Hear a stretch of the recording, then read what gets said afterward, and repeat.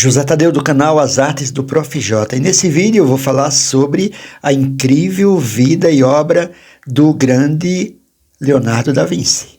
Leonardo da Vinci nasceu na pequena aldeia de Vinci, perto de Florença, Itália, no dia 15 de abril de 1452. Filho ilegítimo de um tabelião florentino chamado Piero e de uma jovem chamada Catarina. E seu pai se recusou a dar o nome ao filho Leonardo, por isso ele ficou chamado de Leonardo da Vinci. E da Vinci é a aldeia onde ele nasceu. E essa aldeia ficou muito famosa, principalmente porque Leonardo adotou o nome Leonardo da Vinci. E muita gente nem sabe que da Vinci é a aldeia onde ele nasceu. E Leonardo viveu com sua mãe até os 14 anos de idade e depois foi morar com seus avós paternos.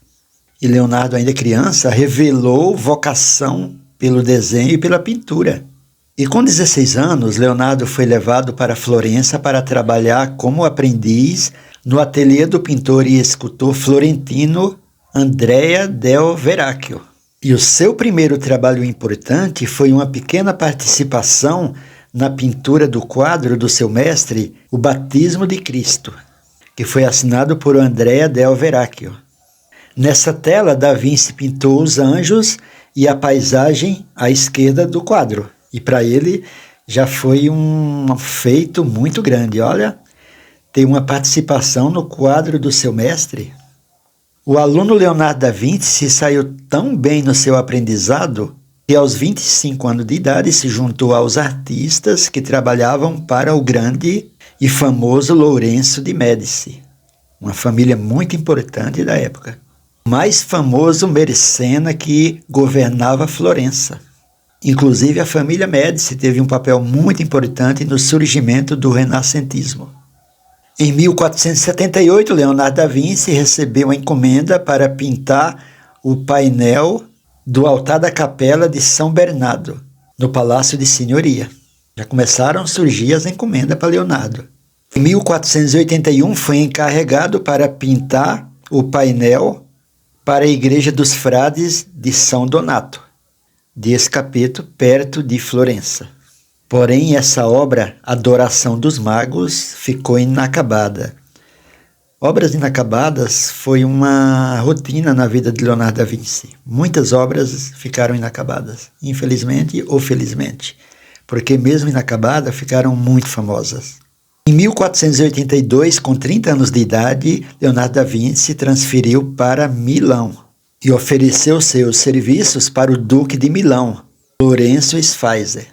Ele se apresentou como engenheiro, arquiteto e, olha só, também como pintor, hein? Em 1483, Leonardo da Vinci pintou uma das mais belas obras de arte de sua autoria, A Virgem das Rochas. Que lindo quadro! Inclusive, ele fez duas versões desse quadro.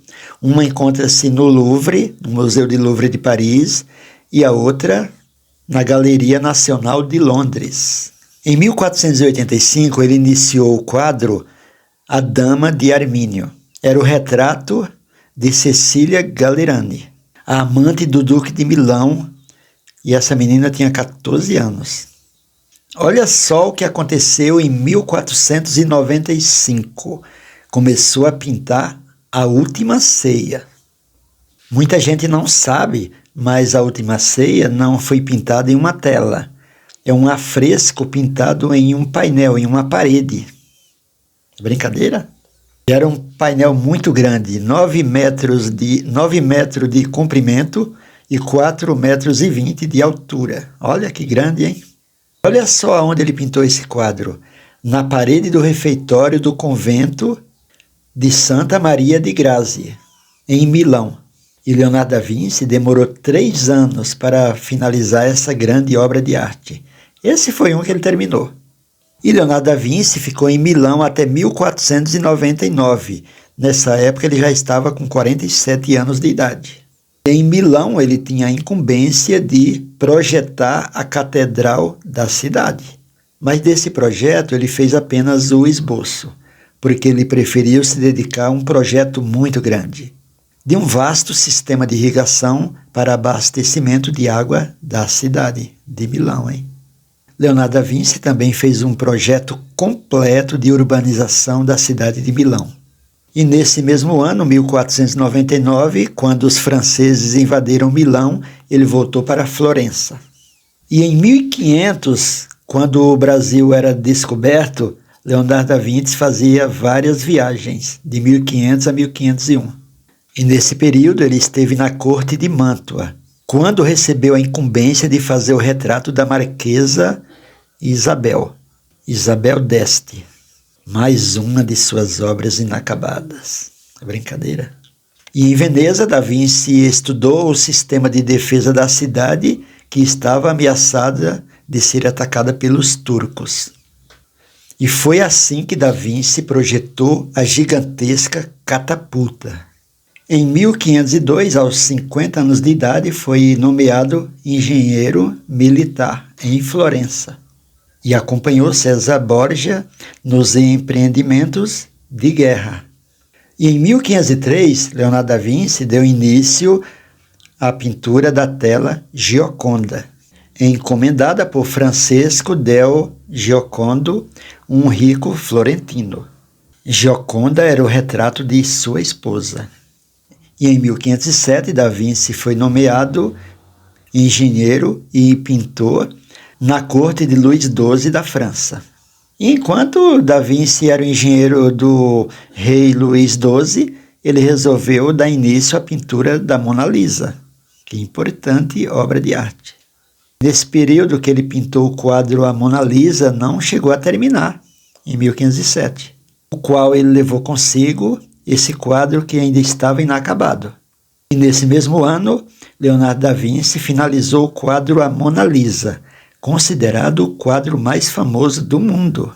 O quadro A Mona Lisa, ele encontra-se no Museu do Louvre, em Paris, e é a obra mais visitada do mundo. Quem vai em Paris e não vê a Mona Lisa no Museu do Louvre é a mesma coisa de ir em Roma e não ver o Papa. Em 1510, Da Vinci finalizou a obra Santana, a Virgem e o Menino. Ele começou essa obra em 1503, mas ele deixou ainda essa obra sem alguns detalhes finalizados.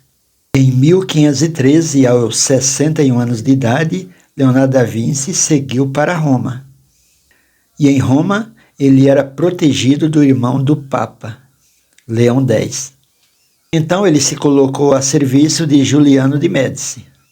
Porém, Roma preferiu os serviços de Rafael e de Michelangelo, que pintou a Capela Sistina, hein? Era para ter sido Leonardo da Vinci. Eles eram grandes rivais. Michelangelo e Da Vinci se odiavam. Nessa época, Leonardo da Vinci tinha 61 anos e Rafael e Michelangelo eram bem mais jovens. E ainda nesse ano, 1513, Leonardo da Vinci, com 61 anos de idade, ele pintou aquela que seria praticamente a sua última obra, o quadro São João Batista, considerado sua última obra de arte. E agora, falando de uma forma bem geral a respeito de Leonardo da Vinci. Leonardo da Vinci aprofundou seus estudos na matemática, na ótica, dedicou-se aos projetos de arquitetura, engenharia, anatomia. Leonardo da Vinci foi um dos grandes gênios que era muito polêmico, principalmente porque ele se dedicava à anatomia. Ele pegava cadáveres e dessecava, e isso contrariava a religião, a igreja, porque era considerado um crime. Além de crime, era um pecado contra a igreja. Imagine em que polêmicas ele se envolvia. Durante o seu leito de morte, em 1519, Leonardo da Vinci fez uma confissão a De Beatis, secretário do cardeal de Argon, que ele já havia dessecado 30 cadáveres, os quais ele arrancou a pele para estudar e saber os caminhos das veias, por onde elas iam, para onde iam, e estudar a junção dos ossos e a disposição dos músculos. Tanto é que tem vários desenhos do Leonardo da Vinci a respeito de anatomia. E tem exercícios e desenhos muito famosos. E Leonardo da Vinci anotava tudo em seus cadernos de uma forma muito peculiar, para que ninguém entendesse. Sabe como ele fazia? ele escrevia ao contrário. Essa escrita ao contrário só poderia ser lida por meio de um espelho. Genial, hein? Mas essa sua forma de escrever de forma contrária só foi descoberta depois de muitos anos. Ele chamava do Tratado de Anatomia. E tudo isso foi gravado em inúmeros desenhos. E a sua gravura, O Homem Vetruriano, que representa as proporções perfeitas do corpo humano, está exposto na Galerie del Academic de Veneza. Com a morte de Giuliano, Da Vinci aceitou o convite para ir morar na França, deixando definitivamente a Itália. Em 1516, levando seus manuscritos, centenas de desenhos, olha só, e algumas encomendas não acabadas. Agora eu vou falar sobre como é que foi a morte de Leonardo da Vinci. Doente, com problemas de articulação na mão esquerda, Da Vinci foi morar no castelo de Croix, perto de Ambrose, na França, uma residência de Francesco I.